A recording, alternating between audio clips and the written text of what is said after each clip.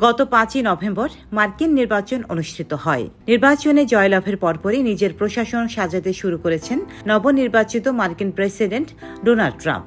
আগামী 4 বছর যুক্তরাষ্ট্রের শাসন ব্যবস্থার হাল ধরতে যাদেরকে পাশে চান, এর মধ্যে তাদের বাছাই করতে শুরু করেছেন তিনি।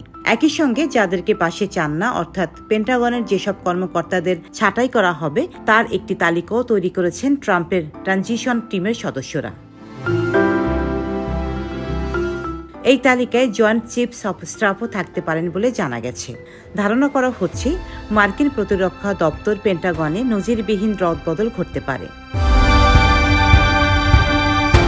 ট্রাম্পের ক্ষমতা হস্তান্তর সংশ্লিষ্ট ও নাম প্রকাশে অনিচ্ছুক এক কর্মকর্তা জানান, 5 নভেম্বরের নির্বাচনে ট্রাম্পের জয়ের পর কর্মকর্তাদের বরখাস্তের পরিকল্পনা প্রাথমিক পর্যায়ে রয়েছে। ট্রাম্পের প্রশাসন গঠনের সঙ্গে সঙ্গে সেই পরিকল্পনা পরিবর্তনও হতে পারে। কর্মকর্তাদের একজন প্রশ্ন তুলেছেন পেন্টাগনের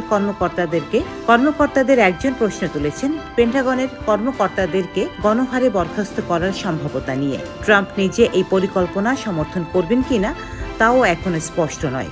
যদিও অতীতে যারা তার সমালোচনা করেছেন সেই সব প্রতিরক্ষা কর্মকর্তার তীব্র সমালোচনা করেছেন তিনিও। ট্রাম্প তার নির্বাচনী প্রচারাভিযানের সময় সরব জেনারেলদের বরখাস্ত করার বিষয়ে কথা বলেছিলেন।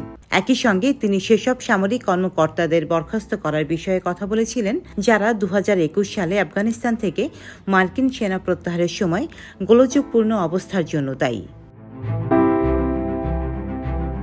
প্রতিবেদনের মতে ট্রাম্পের প্রশাসন সম্ভবত সেসব মার্কিন সামরিক কর্মকর্তাদের নিশানা করবে যারা যুক্তরাষ্ট্রের সাবেক শীর্ষ জেনারেল মার্ক মিলের সঙ্গে সংশ্লিষ্ট। যুক্তরাষ্ট্রের প্রেসিডেন্ট হিসেবে ট্রাম্পের প্রথম মেয়াদে মার্ক মিলে ছিলেন মার্কিন সামরিক বাহিনীর জয়েন্ট চিফস অব স্টাফের চেয়ারম্যান।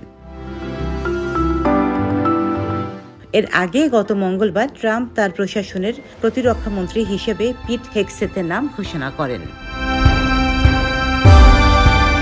ডেস্ক রিপোর্ট, সাম্প্রতিক দেশকাল।